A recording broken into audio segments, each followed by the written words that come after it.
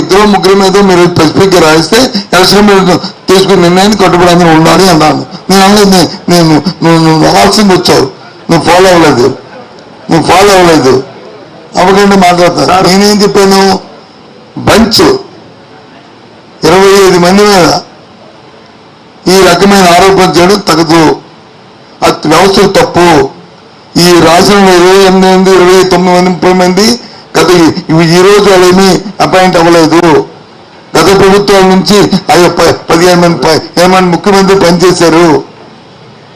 ఎవరు ఒకరైతే ఉంటే రాయండి, తప్పు కాదు, మీ ఇష్టం. వాళ్ళు ఎదురు చేసుకుంటే ఎలక్షన్ నిర్ణయం తీసుకుంటే అందరూ భద్రంగా ఉండాలి అని చెప్పాను తప్ప నేనేమి మాట్లాడలేదే. తప్పు సార్. మీరు ఫాలో అవ్వలేదు.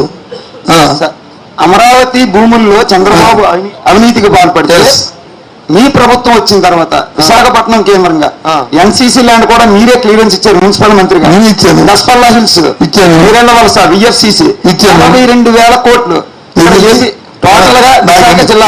ఎన్ని కోట్లు నాకు తెలియదు కానీ ఏపీఐఎస్సీ నాకు ఎన్ని కోట్లు తెలియదు కానీ ఒక్కొక్కటి చెప్తాను, అన్ని నా బుర్రలో జ్ఞాపకుండా. కానీ ఎన్సీసీ ల్యాండ్ ఎన్ని కోట్లు నాకు తెలియదు కానీ ఎందుకు నేను వచ్చిన తర్వాత ఏం చేస్తానంటే ఏదైతే తెలుగుదేశం జీవో ఇచ్చింది ఏంటి, అలాగే నాది అంబులెన్స్ ల్యాండ్ వచ్చి వాళ్ళకి డబ్బు వెనక్కి ఇచ్చేయాలి, ఆ ల్యాండ్ తీసుకోవాలని జీవో ఇచ్చింది. ఆ రెండు ఇంప్లిమెంట్ చేశాను.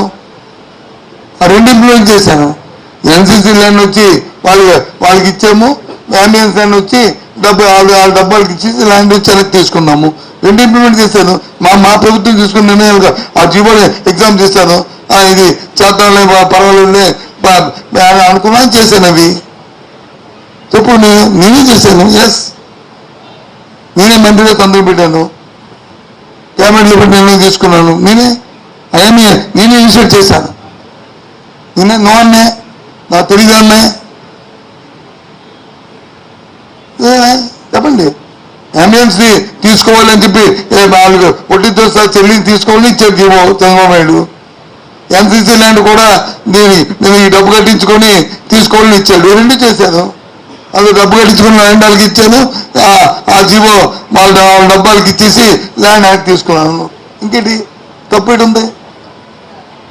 చెప్పండి, తప్పేటి ఉందో సార్? సార్, ఇప్పుడు 25 మంది ఐపీఎస్ ఆఫీసర్లు ఐఏఎస్లు అన్నారు కదా సార్. రాష్ట్రంలో 140 మంది పైగా ఐపీఎస్లు ఉన్నారు.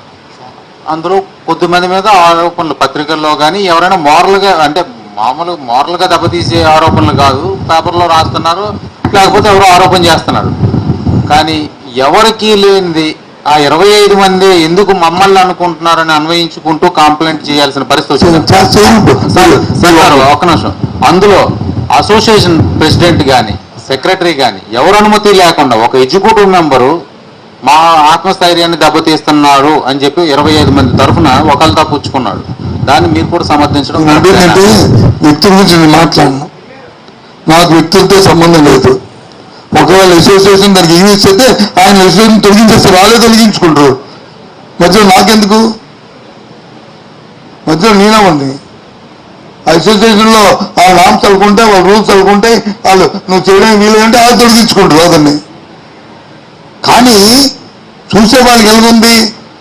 ఈ రాష్ట్రంలో ఉన్న వాళ్ళకి అందరూ జగన్మోహన్ రెడ్డి నియమించలేదు కదా, 15 మంది ముఖ్యమంత్రి పనిచేశారు కదా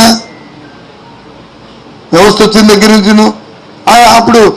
అప్పుడు లేని ఈ రకంగా ఆపాదన తప్పు కదా. గత ఎన్నికల్లో కూడా వాళ్ళ అధికారులు రాలే కదా.